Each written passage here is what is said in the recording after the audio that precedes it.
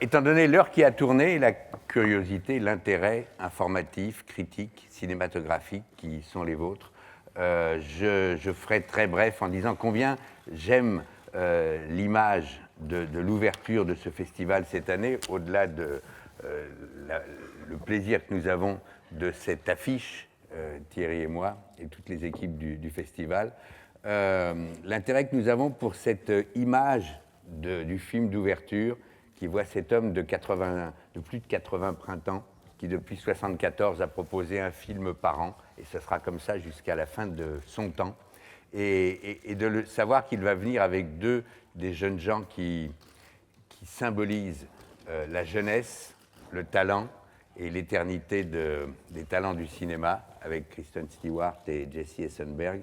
C'est une image qui fait un grand écart culturel et cinématographique qui nous plaît bien, et qui augure bien de cette 69e édition.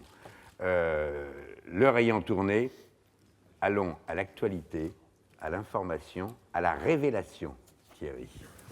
Bonjour à tous, je suis content moi aussi de vous retrouver, et nous le serons plus encore au soir ou au matin du 11 mai prochain pour la 69e édition du Festival de Cannes. En effet, je vais vous faire la révélation de la composition de la sélection officielle du 69e Festival de Cannes, non sans vous avoir donné auparavant quelques informations et chiffres dont je sais que vous raffolez. Par exemple, que nous avons vu 1869 longs métrages pour obtenir une sélection de 49 longs métrages. C'était 1850 l'année dernière, 1830 en 2014. Globalement, ça progresse un peu plus chaque année. C'était 1500 en 2010 et c'était 1000 il y a 10 ans, 15 ans. Donc, depuis l'apparition du numérique, des DVD, on reçoit des films de façon à peu près normale, mais toujours en projection. Je rappelle le sens de la grande démocratie cannoise, que quiconque sur cette planète a fait un film qui dure plus d'1 heure, c'est-à-dire qui est considéré comme un long métrage, peut l'envoyer et le film sera vu. Et parmi ces 1869 films, tous n'étaient pas complètement formidables, mais on les a tous vus. Et je voudrais remercier et saluer, ils sont dans la salle, toutes les équipes des comités de sélection qui m'accompagnent, avec Christian Jeune, mon adjoint, pour fabriquer cette sélection qui a commencé de façon parcellaire à l'automne dernier pour s'accentuer ces dernières semaines jusqu'à hier. Et c'est à 2h du matin que nous avons définitivement bouclé cette composition. Je voudrais ajouter que je vais vous donner la liste de 20 films en compétition, 17 au certain regard, 5 en hors compétition, 2 séances de minuit, 5 séances spéciales. 28 pays sont représentés, ce qui est sur 49 films, ce qui fait presque 1 sur 2, un peu plus, ce qui est pas mal, et ce qui permet de dire à quel point nous veillons et nous tenons à l'universalité du monde du cinéma, et de faire en sorte que le Festival de Cannes, qui est en France, n'est pas un festival français, mais un festival mondial, international, et nos collègues des sections parallèles s'en font également l'écho, qui entend montrer la vitalité de la création au niveau mondial. Il y aura 7 premiers films, c'était 8 l'année dernière, 5 il y a 2 ans, donc on est plutôt dans une moyenne haute. Je rappelle que les sections parallèles, Semaine de la critique et Quinzaine auront également des premiers films, et tout ça concourra pour la Caméra d'Or, dont le président du jury, ou la présidente, vous sera révélé dans quelques jours. Et puisque je donnais des chiffres, si on prend les courts-métrages, c'est 5008 courts-métrages qui ont été reçus et visionnés pour une sélection qui n'en comporte que 10. Je parle de la compétition du court-métrage.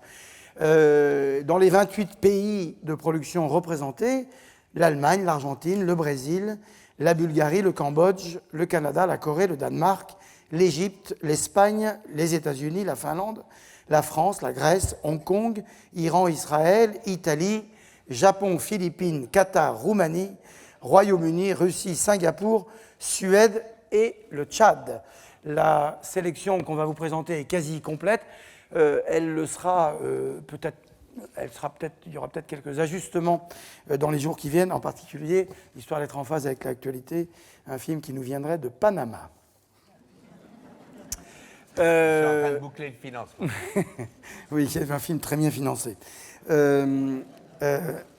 Alors on y va, on commence. La sélection officielle du 69e Festival de Cannes. Je commence par les films hors compétition. Hors compétition, ça veut dire qu'ils sont dans la grande salle Lumière du Palais des Festivals. Nous accueillerons Steven Spielberg avec un film qui s'appelle The BFG, le bon gros géant, film hors compétition, film de famille. Steven a appelé à l'automne pour dire « j'ai peut-être un film, ça me ferait tellement plaisir de venir le présenter, à nous aussi ». C'est Disney qui représente le film aux États-Unis. On est également content de les accueillir. Et c'est Metro qui distribue le film, Metropolitan qui distribue le film en France. Goksoong, c'est un film de Nao Jing, dont vous vous souvenez qu'on avait montré un film qui s'appelait The Chaser en séance de minuit. C'est un polar coréen de fantômes, de religion et de démons. Il sera donc présenté hors compétition. Jodie Foster, l'actrice que vous connaissez, qui est également réalisatrice, c'est comme réalisatrice qu'elle viendra présenter Money Monster en compagnie de George Clooney et de Julia Roberts, dont ça sera la première apparition au Festival de Cannes. Et Shane Black, qui était venu au festival pour un film à minuit qui s'appelait Kiss Kiss Bang Bang avec Robert Downey Jr., revient avec une comédie policière dans le même esprit qui s'appelle The Nice Guys avec Russell Crowe et Ryan Gosling. Je donne déjà des noms un peu de stars parce que ce sera un festival où les stars seront assez présentes de façon massive. En séance de minuit, Jim Jarmusch a fait un documentaire sur son ami Iggy Pop. Ça s'appelle Gimme Danger. Et ce documentaire sera présenté en présence de Iggy Pop, dont nous pourrons admirer la musculature. Le train pour Busan, pour ceux qui ont l'habitude d'aller dans ce merveilleux festival de Busan. Busan Hang. Sang Ho-yeon est un cinéaste coréen qui a fait un film de vampire coréen, qui est presque un sous-genre dans le sous-genre du genre. Et ça sera présenté à minuit. En séance spéciale, 2 jeunes cinéastes dont le seul énoncé garçon-fille, un grec, une italienne, présenteront un documentaire qui s'appelle La dernière plage, l'Ultima Spiaggia, qui montre comment la vie des habitants, des berges de l'Italie se voit modifiée par l'arrivée des migrants, modifiée et puis pas tant que ça non plus. Et c'est un film qui lie aussi la vie quotidienne et les instants de solidarité qu'il y a entre les peuples, et en l'occurrence entre ces peuples grecs, italiens et les migrants qui viennent de Syrie et d'Irak. Mahamat Saleh Haroun, vous le connaissez, c'est un cinéaste tchadien qui était présent au festival, membre du jury, je crois que c'était le jury de Robert De Niro, et venu 2 fois en compétition. C'est un documentaire qu'il présente qui s'appelle Une tragédie tchadienne, et c'est un film qui évoque les années Hissène Habré et le procès, toujours en cours, je crois, de Hissène Habré à Dakar. Albert Serra est un cinéaste espagnol qui vient pour la première fois en sélection officielle pour un film qui s'appelle La mort de Louis XIV. Louis XIV étant figuré par Jean-Pierre Léaud, le grand Jean-Pierre Léaud, qui donne un corps et un visage au vieux Louis XIV, de la même manière que ce rôle lui permet... je l'ai eu au téléphone hier et c'était tellement formidable de l'avoir en pleine forme, il a 72 ans, de même que ce rôle lui permet de revenir à Cannes, lui qui en a écrit évidemment l'histoire, comme vous le savez toutes. Ritipan viendra présenter également un film qui continue cette visite à son histoire intime, à l'histoire intime du Cambodge, entre réflexion contemporaine et images d'archives. Je rappelle que Riti est également le président-directeur de Bofana Center, la cinémathèque du Cambodge, qu'il construit, si j'ose dire, avec son équipe de ses mains. Et son travail de cinéaste se nourrit de plus en plus des images qui redonnent aussi une mémoire à son pays. Paul Vecchiali, un cinéaste de 80 et quelques printemps, n'est jamais venu en sélection officielle. Il présentera un long métrage qui s'appelle Le Cancre, où un homme revient visiter son passé amoureux et les femmes qui ont fait sa vie, femme. Paul Vecchiali, décidément, est un auteur qui continue de visiter les mêmes thèmes. Nous arrivons maintenant au Certains regards, avec un film venu d'Iran, l'Iran ayant fourni pas mal de très beaux films cette année, un film de Behnam Behzadi qui s'appelle Inversion. Junfeng Bo est un cinéaste singapourien, et vous verrez qu'on a mis qui s'appelle Apprentice, pardon, l'apprenti. On a mis pour une fois la nationalité. Alors c'est toujours compliqué. Quelle est la nationalité des films? Encore plus aujourd'hui qu'il y a quelques années avec le mode des coproductions. Donc nous avons mis la nationalité des metteurs en scène. Donc dans le dossier de presse que vous verrez. Delphine Coulin et Muriel Coulin sont deux sœurs, coproduites d'ailleurs, produites par Denis Fred qui est dans la salle et par les frères Dardenne. Donc c'est une affaire de fratrie et de sœurrie. Donc je ne sais pas quel est le mot équivalent. Ce sont les Français. Le film s'appelle Voir du pays.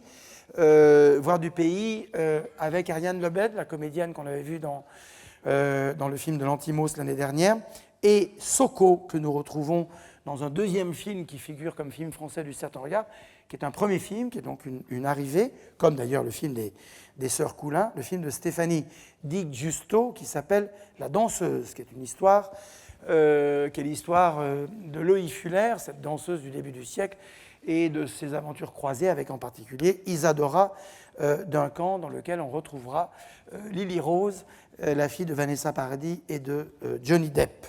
Clash Estebak est un film du cinéaste égyptien Mohamed Diab, qui vient pour la première fois en sélection officielle. Je crois que c'est son deuxième long métrage. Pardonnez-moi si je fais erreur. C'est un film c'est un film très présent au monde, qui dit ce qu'est l'état de la société et des bagarres internes à la société égyptienne à travers un certain nombre de gens qui se retrouvent prisonniers dans une camionnette, prisonniers de la police. Michael Dudok de Witt est un cinéaste hollandais qui a fait un dessin animé qui s'appelle La Tortue Rouge. Donc un dessin animé, on a eu beaucoup d'animations en compétition, on a rarement eu d'animation au Certains Regards, mais on est heureux d'accueillir ce film, qui est un premier long métrage pour un cinéaste qui a déjà marqué de son empreinte le monde de l'animation. Pour ceux dans la salle, et il y en a qui sont spécialistes, qui connaissent son nom, puisque ses courts-métrages avaient fait forte impression. Harmonium est un film du japonais Koji Fukada, également première arrivée en sélection officielle pour ce jeune cinéaste japonais. Personal Affair, Omar Shakzia, et le film de l'israélo-palestinien Mahaj. C'est un premier film. Par-delà les montagnes et les collines, et le nouveau film de Eran Kolirin, dont le Certain Regard avait accueilli le premier film, L'arrivée de la fanfare, l'arrivée de la fanfare, il y a quelques années. Donc on est content de le voir revenir. Après la tempête, After the Storm, est un petit film, et je ne mets pas de guillemets, comme un auteur qui de temps en temps fait un roman de 500 pages, puis de temps en temps quelque chose de différent de 150 pages. C'est ce qu'a fait Hirokazu Koreda, qui était l'an dernier en compétition et qui nous a proposé ce film qui sera montré donc au Certain Regard. Le plus beau jour de la vie de Olli Mäki. Olli Mäki était un boxeur finlandais dont ce film raconte l'existence et le combat pour le titre mondial. Film d'un jeune cinéaste, c'est un premier film, Juho Kuosmanen, et ce Juho Kuosmanen avait gagné le premier prix de la Ciné-Fondation il y a quelques années, et c'est son premier long métrage. On est content, ça arrive de plus en plus souvent, de voir que des films, des projets, des cinéastes soutenus par les différentes instances liées par exemple à la Ciné-Fondation, à l'atelier, au marché du film, puissent permettre à des cinéastes venus de pays lointains géographiquement ou sur le plan de la production, de pouvoir exister et puis de se retrouver après un passage par le tamis de la sélection officielle, des comités de sélection se retrouver en sélection officielle. C'est le cas de ce premier film finlandais. Autre premier film, également réalisé à deux par un homme et une femme, Francisco Marquez et Andrea Testa.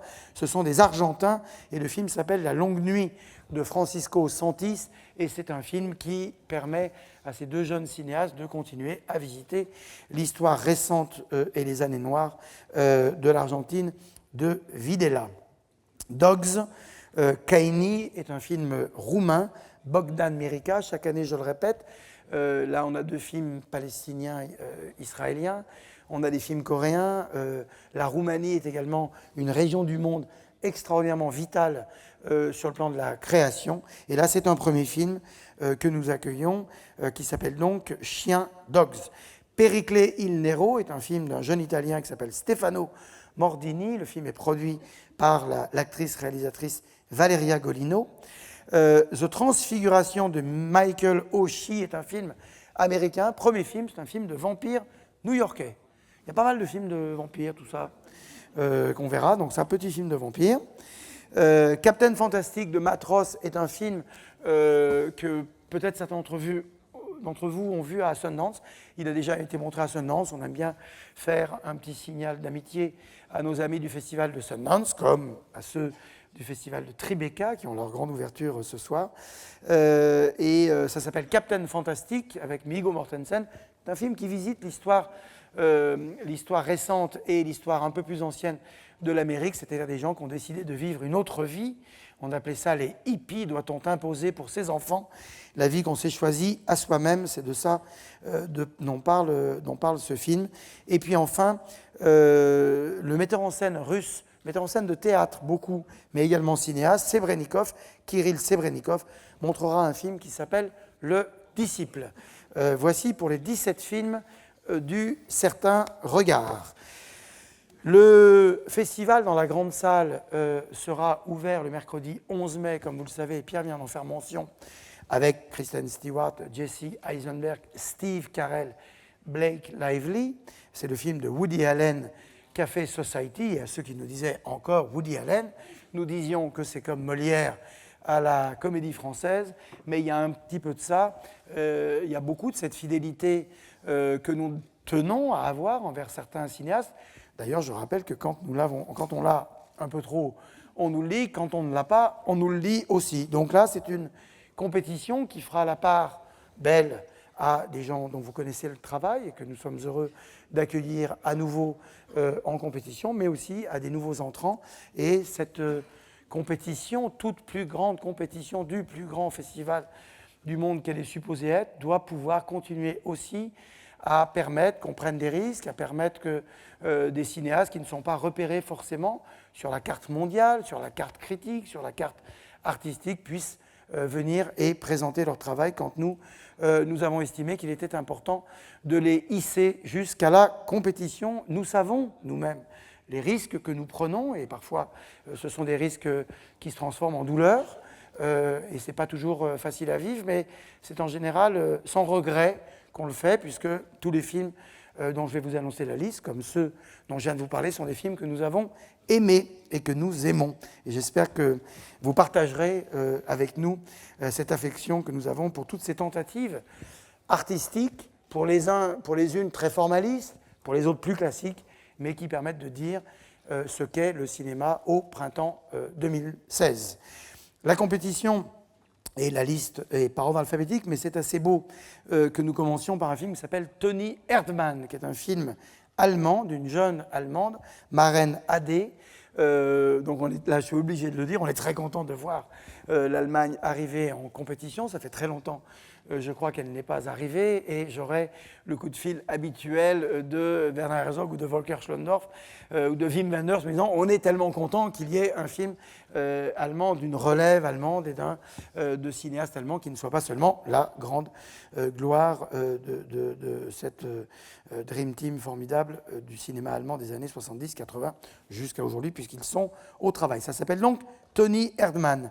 Julieta, c'est le film de Pedro Almodóvar qui revient en compétition. Le film sera montré le mardi 17 mai. Il sortira le lendemain sur tous les écrans français.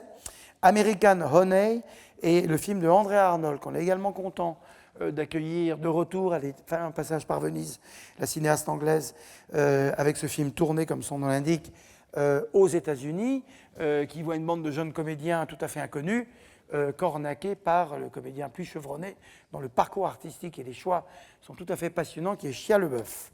La fille inconnue, c'est le film des deux frères Jean-Luc et Pierre Dardenne. C'est un film belge. Denis Fred, je l'ai mentionné, le producteur est dans la salle. Et c'est un film qui leur a permis de travailler avec la comédienne française Adèle Haenel. Personal Shopper, entrée française en compétition, c'est le film d'Olivier Assayas avec Kristen Stewart. Et Kristen Stewart, qui est également à l'ouverture, sera l'une des reines de Cannes, un film français qui s'inscrit aussi dans la tradition, à part ce film de fantôme que Olivier a écrit, c'était aussi l'envie, après l'expérience Sils Maria avec Juliette Binoche et Kristen Stewart, de faire un film avec son actrice. Et on a ça dans l'histoire du cinéma, quand un metteur en scène saisit le simple prétexte qu'il a envie de filmer quelqu'un, homme ou femme. Et là, c'est Kristen Stewart, et on est content d'accueillir Olivier en compétition. Xavier Dolan, le cinéaste québécois, canadien, québécois, Juste la fin du monde est un film qu'il a adapté d'une pièce du dramaturge Jean-Luc Lagarce, avec Marion Cotillard, Léa Seydoux, Nathalie Baye, Gaspard Huliel, Vincent Cassel, j'en oublie, vous me le direz. En tout cas, un groupe de comédiens pour figurer dans ce film tourné au Canada qui s'appelle donc Juste la fin du monde. Je précise que ça n'est que la deuxième fois que Xavier Dolan arrive en compétition. Parce qu'il y a toujours cette idée de... C'est pas un peu toujours les mêmes, mais toujours les mêmes entre tous les papiers qui sont sortis sur les éventuelles possibilités cannoises, où les noms figurent évidemment, mais pour quelqu'un comme Xavier, ça n'est que la deuxième fois qu'il vient en compétition. Quelqu'un qui n'est pas venu si souvent en compétition et qui n'est pas venu en compétition depuis très longtemps et qu'on est heureux d'accueillir, c'est Bruno Dumont pour ce film qui s'appelle Maloute. La traduction, vous la verrez dans le film. Le film, vous le verrez vite. Je parle de la presse française puisque le film sort également pendant le Festival de Cannes. Il sera montré dès le vendredi 13 et il sortira le même jour sur les écrans français. Film également où Bruno Dumont, qui en a pris l'habitude, travaille avec des comédiens reconnus, Fabrice Lucchini, Juliette Binoche, Valéria Bruni-Tedeschi, mais également avec tout un groupe d'acteurs formidables dont il a le secret de la distribution. Jim Jarmusch, dont j'ai parlé tout à l'heure, vient en compétition avec un film qui s'appelle Patterson, un film très jarmouchien. Enfin, tous les films de Jarmusch sont assez jarmouchiens parce que tout simplement, on a du mal à imaginer, c'est un cinéaste très imprévisible, quel sera son projet suivant. Et là, c'est encore un projet tout à fait original qu'on est content d'accueillir en compétition. Et dans ce cinéma d'auteur formaliste, on est également content d'accueillir pour la première fois un cinéaste qui arrive en compétition. Il ne vient que pour la deuxième fois en sélection officielle. La dernière fois, c'était au Certain Regard pour un film qui s'appelait L'inconnu du lac. Celui-là s'appelle Rester vertical et lui s'appelle Alain Guiraudy. C'est un cinéaste français. Un cinéaste méconnu du grand public, mais qui avait fait un film qui s'appelait Le récif de corail, cinéaste brésilien, Philo Kleber Mendoza. Le film s'appelle Aquarius. C'est en compétition, c'est le Brésil en compétition. Ça aussi, on est très heureux de les voir revenir au festival et en sélection officielle et en compétition. Et puis Nicole Garcia a fait un film qui s'appelle Mal de pierre avec Louis Garrel et Marion Cotillard. Et c'est un retour également pour Nicole dans la compétition cannoise. Ken Loach avait annoncé que son dernier film était son dernier film. Celui-là est son dernier film. Quoi qu'il réfléchisse, m'a-t-il dit, à faire à nouveau un dernier film. Celui-ci s'appelle I, Daniel Blake, moi, Daniel Blake. Et quand je parlais d'un jarmuchien, c'est un Ken Loachien. Ma Rosa est le titre d'un film philippin réalisé par Briente Mendoza. autre retour de Briente en compétition. C'est les Philippines qu'on accueille avec lui. C'est la Roumanie qu'on accueille avec Cristian Mungiu, Palme d'Or pour son deuxième film avec 4 mois 3 semaines. Ce film-là s'appelle Baccalauréat. Loving est le nouveau film de Jeff Nichols, dont Midnight Special est encore sur les écrans. Il a été présenté à Berlin. Eh bien, ce film-là est présenté en compétition à Cannes. C'est un film d'époque. Donc pour lui, c'est un petit changement qui évoque la question des mariages interraciaux et d'un mariage interracial cas célèbre aux États-Unis qui avait valu à un homme blanc et une femme noire d'être chassés de l'État dans lequel ils s'étaient mariés. Leur cas avait été porté jusque devant la Cour suprême. Le film s'appelle Loving. Et on est très heureux d'accueillir Jeff Nichols, qui a une vraie histoire cannoise, son premier film à la Semaine de la Critique, Mud en compétition, qui avait fait fort effet, et j'espère que ce sera le cas également de ce film-là. The Handmaiden, Agassi, et le film de Park Chan-wook, le réalisateur de All Boy, qui est peu venu en compétition. Il était venu pour Thirst, donc c'est également un retour. Sean Penn, lui, n'est venu qu'une seule fois en compétition pour un film qui s'appelait The Pledge, c'était il y a 15 ans, en 2001. Il vient avec ce film qui s'appelle The Last Face, avec Charlize Theron, Javier Bardem, Adèle Exarchopoulos et quelques autres, qui est une histoire d'amour au temps des engagements humanitaires en Afrique. Un Sean Penn qui continue toujours sur Haïti et en particulier, mais aussi sur d'autres régions du monde, de s'impliquer lui aussi à titre personnel. Sierra Nevada n'est pas un film espagnol, mais un film roumain. Il a été réalisé par Cristi Puiu, dont c'est la première présence en compétition. Il avait fait, vous vous souvenez, La mort de Dante Lazarescu, et donc on est heureux de l'accueillir. Elle est un film de Paul Verhoeven, cinéaste hollandais, pour ceux qui se souviennent de son œuvre hollandaise, de Turkish Delight et de tous ces films-là. Puis il était parti beaucoup aux États-Unis faire des films, et là c'est une halte française, puisque c'est un film où on retrouvera Virginie Efira, on retrouvera Isabelle Huppert, Laurent Lafitte, qui, comme vous le savez, est cette année le maître de cérémonie des ouvertures de clôture et d'ouverture. Et pour certains d'entre vous, je sais que vous avez déjà vu ce film, puisqu'il y a des projections de presse, puisque le film sortira soit pendant Cannes, soit la semaine d'après Cannes. Enfin, dernier de ces 20 films de la compétition, Nicolas Winding Refn, le cinéaste danois, qui viendra présenter son dernier opus qui s'appelle The Neon Demon, qui est un film danois d'horreur cannibale chez les top modèles. Voilà. Voilà donc cette 69e sélection. Je ne sais pas ce qui est prévu, s'il est prévu qu'il y ait des questions. Si elles sont bien, on veut bien y répondre.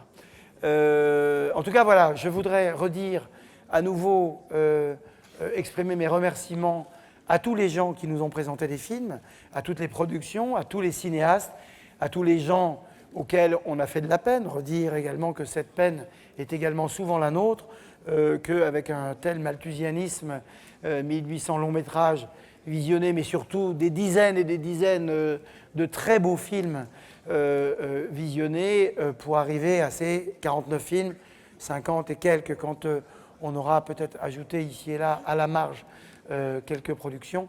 Je voudrais remercier tous ceux qui considèrent que être à Cannes est un grand honneur. Pour nous, ça a été un grand honneur de voir ces films et renouveler mes remerciements à toute l'équipe du Festival de Cannes, les comités de sélection, mais également toute l'équipe du Festival de Cannes. On les remercie non seulement pour le travail accompli, mais parce que c'est pas fini et on se retrouvera tous le 11 mai prochain.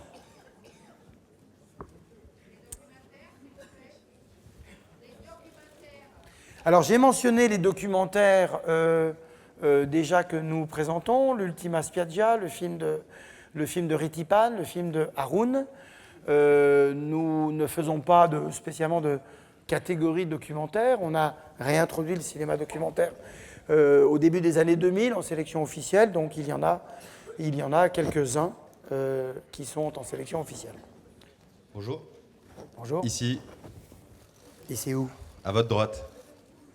Là. Bonjour, Romain Blondeau pour Les Inrocks. Bonjour. Ma question s'adresse à vous deux. Le 11 février de cette année, il y a eu un communiqué de presse du groupe Canal+, qui annonçait la reprise du partenariat entre la chaîne et le festival pour 5 ans. Un mois après, dans ce même communiqué, on apprenait que la chaîne allait augmenter sa visibilité sur le festival avec une émission quotidienne, etc.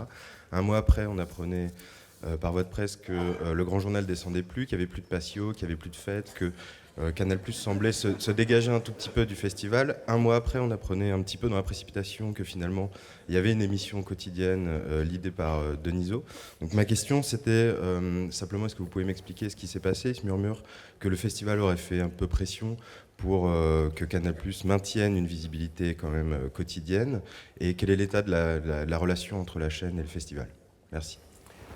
L'état de la relation, pour reprendre votre expression, est bonne, est bon, puisque nous avons signé un contrat, c'était au moment des fêtes de fin d'année, un contrat qui portait, comme tous les autres contrats qui ont lié le festival au groupe Canal+ depuis de longues années, qui porte sur l'ouverture, la clôture et la télé du festival, qui se fait d'ailleurs en partenariat aussi avec Orange. C'est ce sur quoi nous avons travaillé, comme tous les ans, à chaque fois qu'il y avait renouvellement de contrat.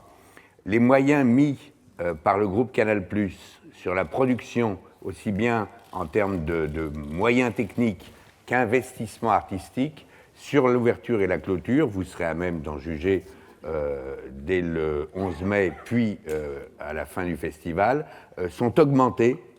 L'ambition est augmentée et elle nous a convaincus, Thierry et moi, de poursuivre cette collaboration sur ce thème important du Festival de Cannes. Après, vous évoquez la couverture. La couverture, elle sera détaillée, je crois, un peu plus dans 1 heure ou 1 heure et demie par Canal+ lui-même. Il n'y a pas eu pression du Festival de Cannes en demandant au groupe Canal+ de faire plus après avoir annoncé qu'il faisait moins. Je vais vous livrer une réflexion personnelle de vieux fantassin de la télé. Que le Grand Journal y soit ou n'y soit pas, qu'il y ait un grand show quotidien ou pas, que ce soit de Canal ou d'une autre chaîne, c'est pas quelque chose qui, moi, à titre personnel, me motivait beaucoup. Tous les gens qui font de la télé savent que quand un show quotidien, quelle que soit son audience durant l'année, va à l'extérieur, ça fait énormément plaisir aux équipes, ça fait toujours un peu de buzz, mais ça ne fait pas beaucoup d'audience. Et donc, ça ne donne pas forcément une couverture qui satisfait ceux qui sont en charge de la manifestation. Les dernières années, on ne peut pas dire, et quand je dis les dernières années, c'est depuis 10 ans, on ne peut pas dire que le Grand Journal donnait forcément toujours le reflet de ce qu'était Cannes. C'était un show, mais on sait toujours que les audiences sont toujours un peu difficiles quand quelqu'un se déplace alors que le téléspectateur a des habitudes. Donc je sais qu'il y aura, Canal le détaillera tout à l'heure, un peu plus tard dans la matinée, il y aura une couverture plus journalistique et en même temps tapis rouge de ce qui se passe au festival dans le Grand Journal. Vous avez évoqué le journal du festival par Michel Denisot dans un horaire qui sera annoncé tout à l'heure par les dirigeants du groupe Canal. Après qu'il y ait moins de fêtes, je comprends que ce soit un problème pour vous, mais ça aurait pu l'être pour moi éventuellement. Mais il y a une formule qui a été employée par Vincent Bolloré dans un courrier qu'il nous a adressé à Thierry et moi, qui, moi, me convient. On fait en sorte, dit-il au nom au groupe Canal, que ce soit la fête du cinéma, après que ce soit cette année, pour des raisons qui concernent le groupe, un peu moins la fête de Canal, c'est leur problème. Moi, ce qui m'importe, c'est que l'ouverture, la clôture, et là-dessus, Thierry et moi, on est confiants. L'équipe artistique, l'équipe de contenu a été évidemment renouvelée, mais les talents qui sont là, Tristan Carnet en tête, et toutes les équipes autour de lui, je pense qu'au-delà de la personnalité de Laurent Lafitte, vous devriez avoir une manière de créativité et de spectaculaire qui, j'espère, sera à la hauteur de ce qui est en ce moment travaillé. Ouverture, clôture. Et il y a un gros effort que nous avons demandé, dont j'ai confiance qu'il soit respecté, sur une amélioration du contenu quotidien de l'information et de la couverture dans la télé du festival du matin au soir et du soir au matin. J'ajoute enfin que le fait que Dailymotion soit maintenant dans l'empreinte du groupe Canal fait qu'il y aura sur le net beaucoup de choses aussi. Évidemment, vous pouvez poser plein de questions à Canal sur sa présence festive. Nous, la présence contractuelle, elle est au rendez-vous. Est-ce que j'ai répondu à votre question? Non? D'autres questions? Oui, Laura Putti, La Repubblica Italie.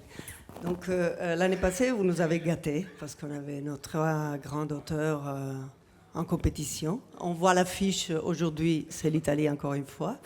Mais par contre, on ne voit pas de nous. Et c'est bizarre parce qu'en ce moment, nous, on considère qu'il y a une renaissance de notre cinéma. Et il y a vraiment des jeunes talents vraiment talentueux, comme Gilles Jarmusch qui fait des films Jarmuschien. Et donc, on se pose la question, qu'est-ce qui s'est passé? C'est pour moi les questions, j'imagine. Il s'est passé qu'il y a un film italien au certain regard, témoin de cette jeune génération dont vous parlez. Vous évoquiez l'année dernière où, en effet, les auteurs confirmés, Nanni Moretti, Paolo Sorrentino et Matteo Garonne, étaient présents en compétition. Et cette année, l'Italie est présente d'une façon moins forte. Il y a des années comme ça. C'est une année comme ça. Je ne vois pas bien quoi d'autre vous dire, quoi. Oui. Mais l'Italie est chère à notre cœur. En effet, en témoigne cette affiche. Même si c'est un film français, c'est une affiche qui respire l'Italie. Hervé Chigioni est d'ailleurs dans la salle. C'est lui qui, pour la 3e année, je crois, a conçu cette affiche. Donc nous avons été heureux de voir qu'elle plaisait beaucoup. Oui, bonjour. Oui, Jérôme Vermelin pour Metro News. On avait entendu parler de la présence possible du film de Bertrand Bonello, Nocturama, qui parle d'attentats dans Paris. Je voulais savoir s'il y avait eu un choix artistique de ne pas le retenir ou est-ce qu'à cause de l'actualité, à cause du risque terroriste, ça avait pu jouer dans la balance? Et plus généralement, est-ce que la situation actuelle change quelque chose à ce festival? Le film de Bertrand Bonello ne figure pas en sélection officielle, ce qui ne veut pas dire qu'on l'a vu. Voilà. Puisqu'on ne parle que des films que nous présentons. Mais par ailleurs, comme vous le savez, la sélection se fait de façon souveraine et en dehors de toute autre considération que celle que, de manière subjective, discrétionnaire et tout ce qu'on peut imaginer, peut nous permettre de décider en conscience, quoi. Voilà, donc il n'y a pas d'influence extérieure que celle des choix des films que nous voulons faire. Sur la question plus générale de la sécurité, je laisse mon président répondre. Il y a trois niveaux de sécurité qui sont à l'étude et qui sont en action depuis de longs mois maintenant. Le Festival de Cannes, en tant qu'association et organisateur de cette édition, comme tous les ans, est en charge de la sécurité à l'intérieur du palais et dans son immédiate périphérie. C'est-à-dire que nous prenons possession du palais, comme le veut la convention qui nous lie, et d'ailleurs nous avons renouvelé la convention qui lie le Festival de Cannes et le palais des festivals pour 5 années. Nous avons donc 500 personnes et des responsables aguerris, expérimentés, qui ont même une forte expertise reconnue, qui ont évidemment cette année une attention particulière, comme on le voit dans toutes les salles de spectacle aujourd'hui, ou même les événements sportifs. Il y aura cette sécurité-là, et nous sommes en charge de ce périmètre-là. Le deuxième niveau, c'est tout ce qui se fait en ce moment à l'initiative de David Lisnard, bien sûr, et du préfet des Alpes-Maritimes, des autorités de la région, des autorités aussi bien policières que juridiques, de nombreuses réunions ont eu lieu qui n'étaient pas une réunionite, mais des vraies réunions pragmatiques pour envisager les dispositifs de sécurité à la fois les plus sérieux, les plus maillés et en même temps les plus fluides sur cette croisette et sur ce vaste espace où des gens vont et viennent dans Cannes et même s'ils convergent vers le palais, il y a pas mal de lieux de réunion et de promenades, de déambulation. Donc c'est toujours compliqué, mais en même temps, je pense qu'il y a une adaptation, une adaptabilité qui m'a impressionné. Tout ça se fait au 3e niveau, bien sûr, en liaison permanente avec le ministère de l'Intérieur, pour David Lisnard, pour le préfet des Alpes-Maritimes et pour nous-mêmes. Le maximum est fait pour que le bon équilibre de vie soit trouvé entre l'attention portée à la sécurité et en même temps que ce festival reste ce lieu de liberté et de plaisir. Stéphanie Natalizi pour la chaîne d'info Non-Stop People. On s'aperçoit avec l'affiche et avec la sélection qu'il y a énormément de stars au festival cette année. Est-ce que Cannes, sans les stars, ne serait pas le festival de Cannes? Et est-ce que c'est un moyen de faire venir la presse? Un moyen de faire venir truc people, oui. Oui.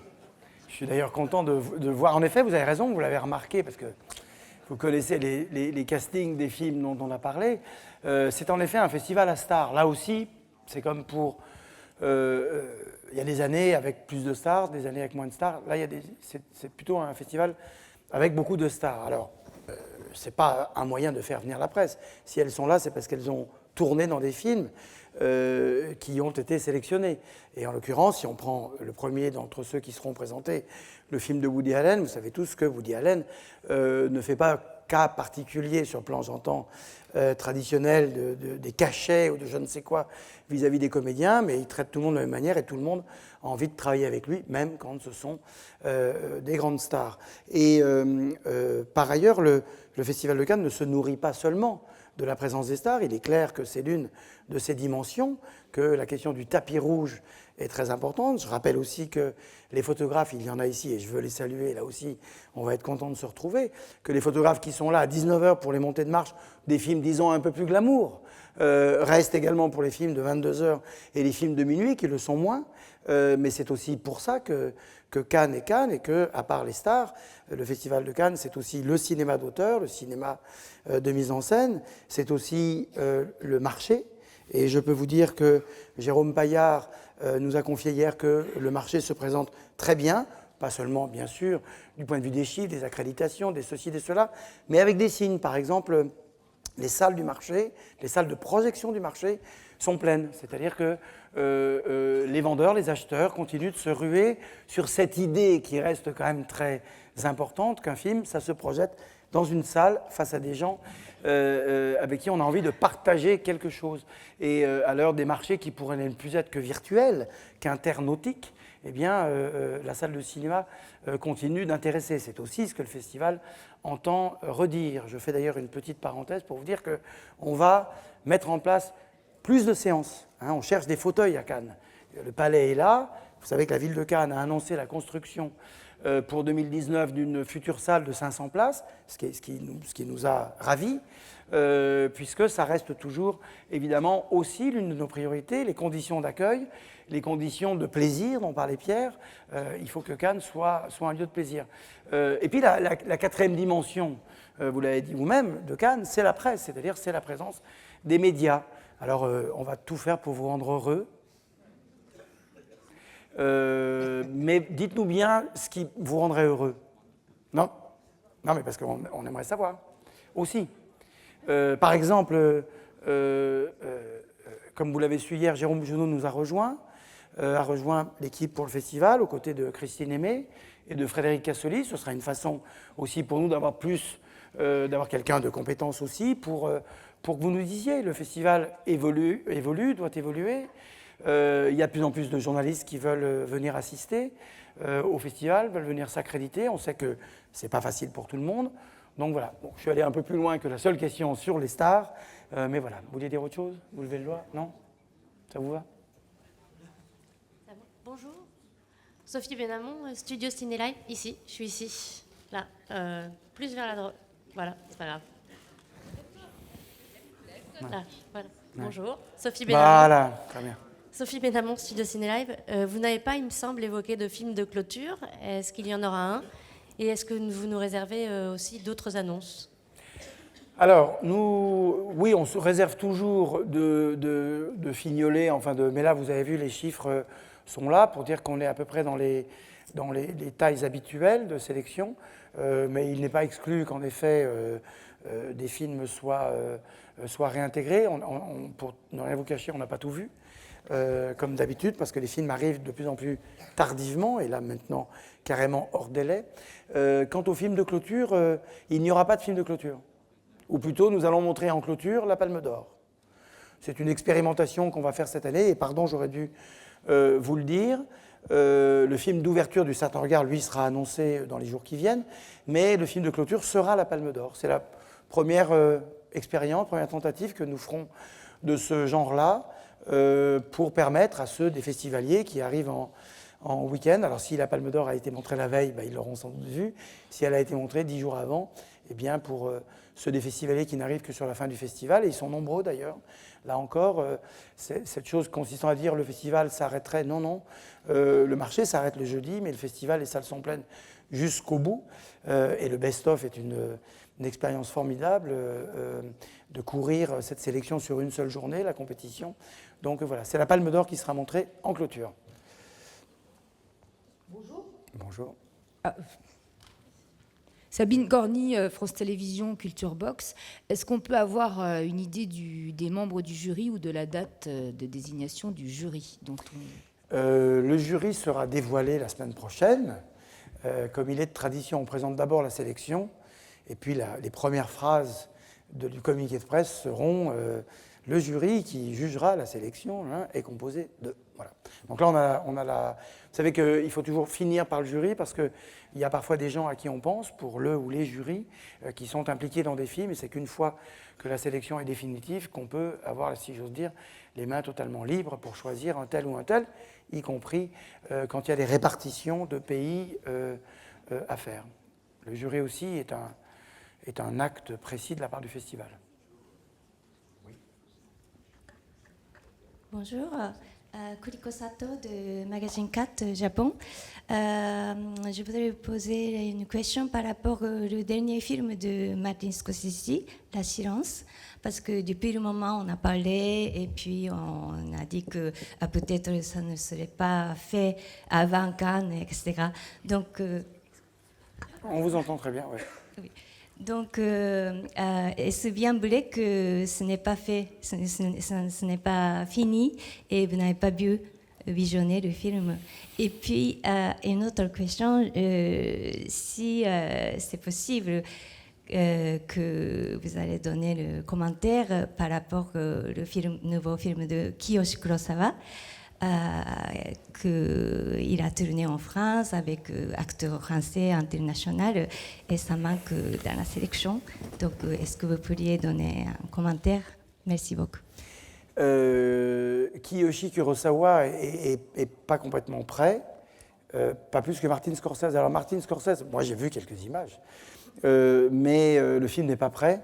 Et alors, il a fini de tourner il y a 1 an. Donc, d'habitude, il a 1 an de montage. Donc, on s'était dit à peu près, ça va tomber bien. Et puis non, il aime prendre son temps. Entre-temps, il a produit des films. Il a également tourné le pilote d'une série, monté le pilote d'une série. Donc, voilà. Malheureusement, ce n'est pas pour 2016 que Marty fera son grand retour en sélection officielle. On s'en désole, mais on se réjouit de toute façon pour lui. Il prendra le temps qu'il sait. Ce sont les films qui comptent le plus.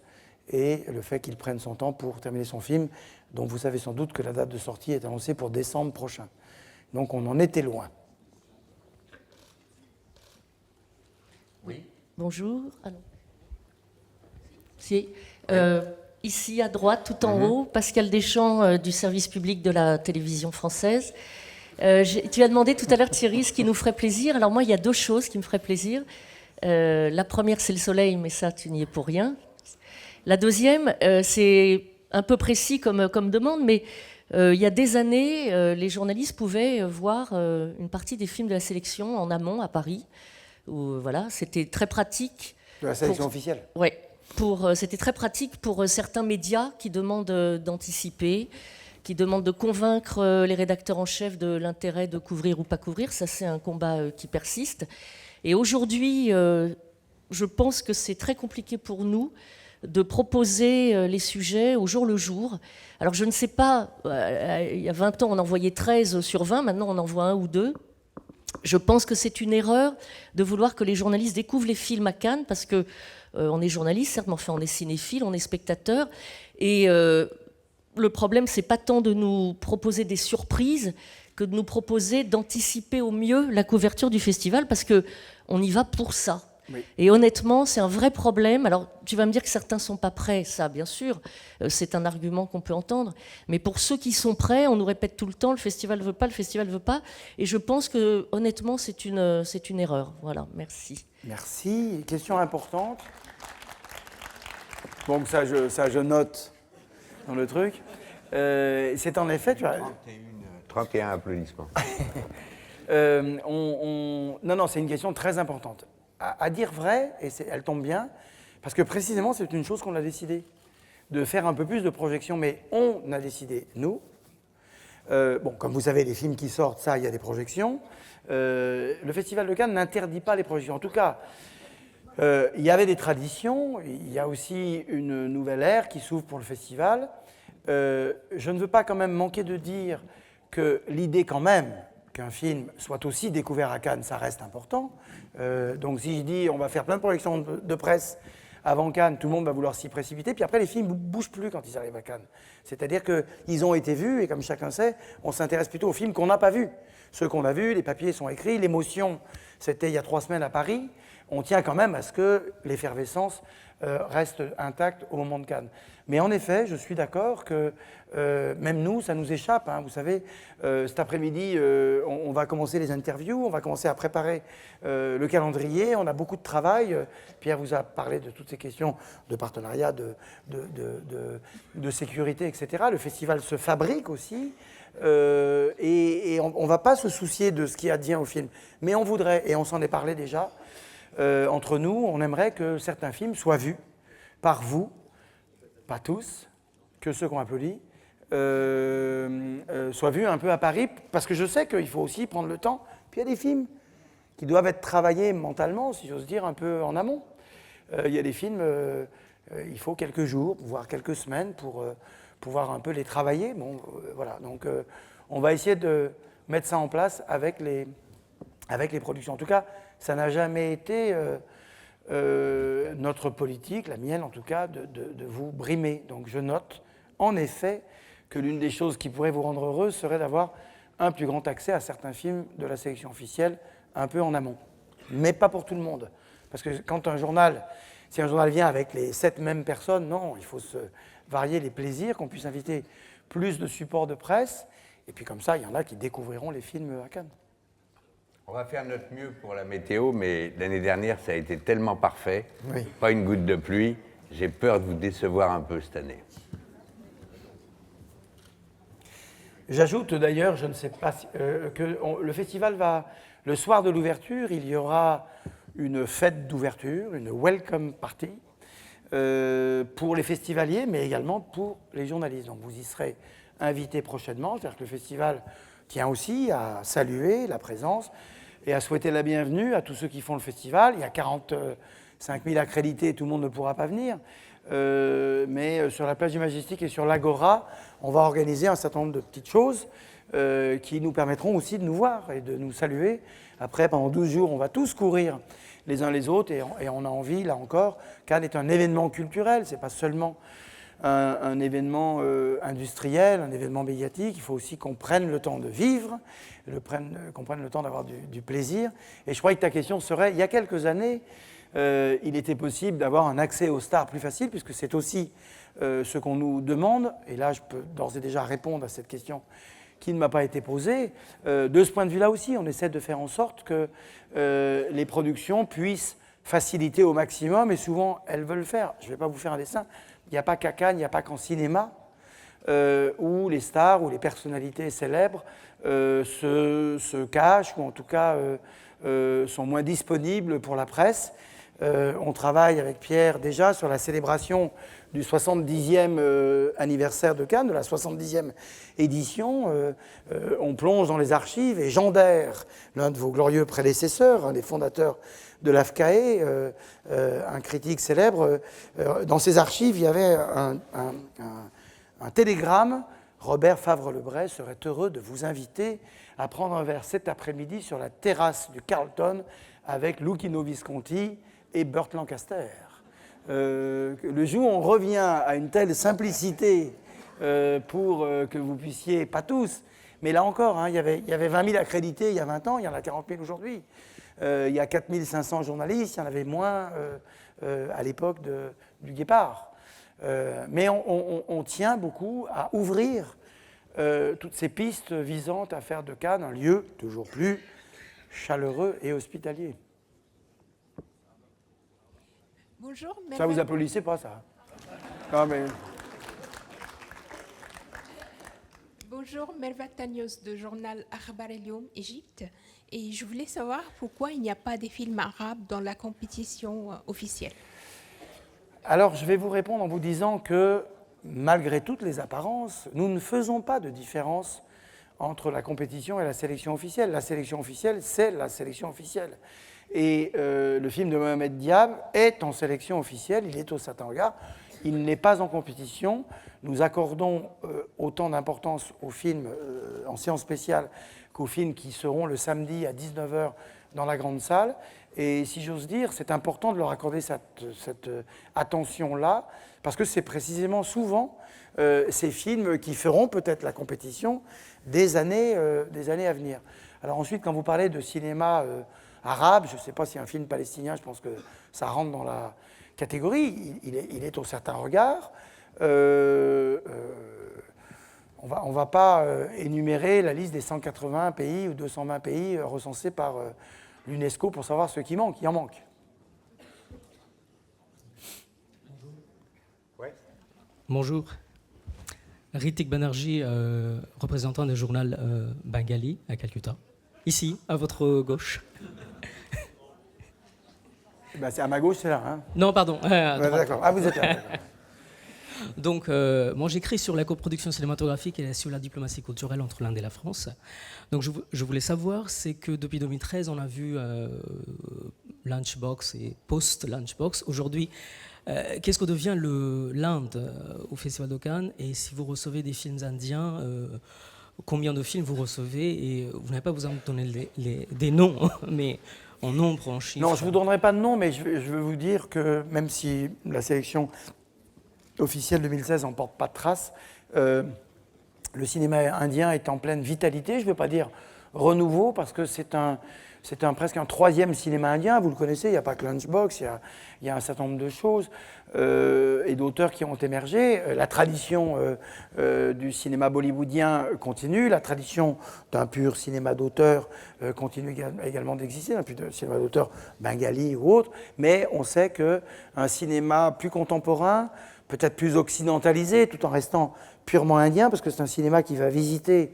l'intérieur de la société indienne, qui rentre dans les maisons, dans les ruelles, dans les familles et dans les mœurs. Ce cinéma-là est en pleine effervescence et dans les années à venir, et a permis à l'Inde de revenir figurer en sélection officielle ou dans les sections parallèles.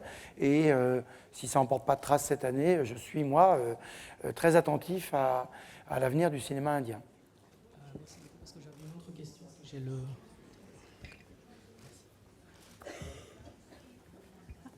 Allô, à votre gauche. Ah. Oui. Bonjour, Rama Rajdi, Arabian Gazette. Je voulais poser une question par rapport au coverage. Vous avez parlé de pas mal de changements en termes de réception des médias, mais avec la digitalisation, il y a beaucoup de blogueuses et il y a beaucoup de réseaux sociaux qui s'activent beaucoup aussi maintenant par rapport au cinéma. Quelle est la part pour cette année dans le prochain festival? Merci. Alors, je ne vais pas vous donner un chiffre parce que je dirais des bêtises, je ne le connais pas par cœur, mais c'est quelque chose qu'on pourrait éventuellement vous donner. Vous avez reçu la première lettre d'information du festival, on s'y est mis. Donc, c'est une lettre qui permettra de se parler, de vous donner des infos. Donc, c'est quelque chose qu'on pourra éventuellement communiquer. Mais vous dire, évidemment, vous confirmer que depuis quelques années, et on revient à, évidemment, ce contrôle de la grosseur du festival, de pas être dans une inflation permanente de tout, mais bien entendu que dans une presse qui a vu arriver dans les années 80 la presse audiovisuelle, les télévisions en particulier, en masse par rapport à la grande tradition de la presse écrite, qui était celle de Cannes. Depuis quelques années, la presse des blogs, et je dis la presse des blogs parce qu'il y a des gens tout à fait sérieux qui y contribuent, est plus présente à Cannes, et donc on leur a fait la place nécessaire pour qu'ils puissent voir les films dans l'ordre des moyens dont nous disposons, même si, bien entendu, et c'est important, et je me suis fait taper sur les doigts l'année dernière parce que je n'étais pas bien content de certains tweets ou de certains selfies, et il faut vivre avec son temps, m'a-t-on expliqué.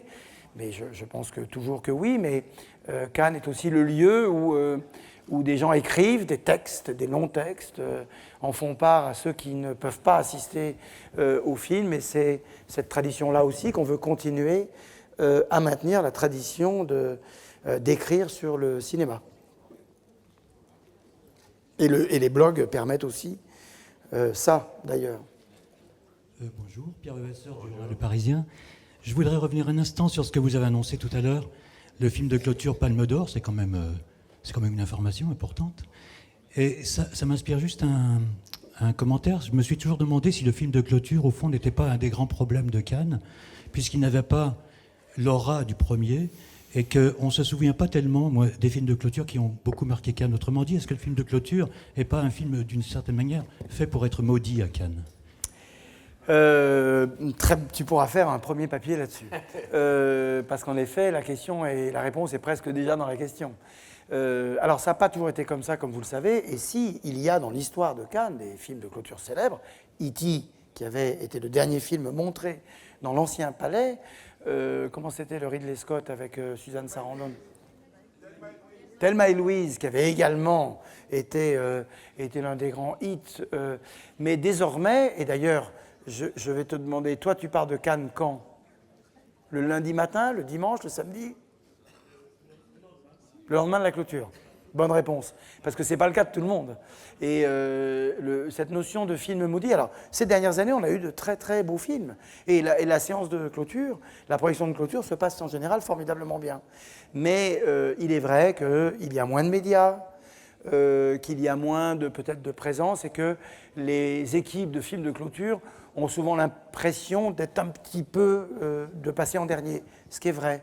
Et peut-être que de ne pas en mettre cette année va redonner un peu d'appétence pour la clôture. Peut-être que cette expérience sera celle de, même pour nous, on fait de l'expérimentation, il faut que Cannes s'ouvre aussi et ne soit pas figé sur des... peut-être qu'on va se dire que c'était pas une bonne idée de faire ça. Il y a 2 ans, Tarantino était venu présenter la copie restaurée pour une poignée de $. Ça avait été formidable. Donc on essaye plein de solutions. Ça fait des années qu'on en parlait, on en a très rapidement parlé avec Pierre lorsqu'il est arrivé, et donc on l'applique cette année. Après, cette notion de film maudit, encore une fois, ce n'est pas le festival qui le rend maudit, c'est une addition de critères qui font que peut-être que les choses ne sont pas complètement là pour que le film soit aussi bien traité que le film d'ouverture, par exemple.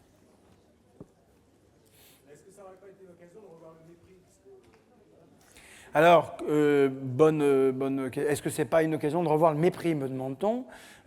Oui, tout à fait bien, parce que... Mais quand on a montré pour une poignée de $, on se l'est fait reprocher. C'est une grande défaite pour le Festival de Cannes que de montrer un film du passé. Bon, là, il y a un moment, voilà.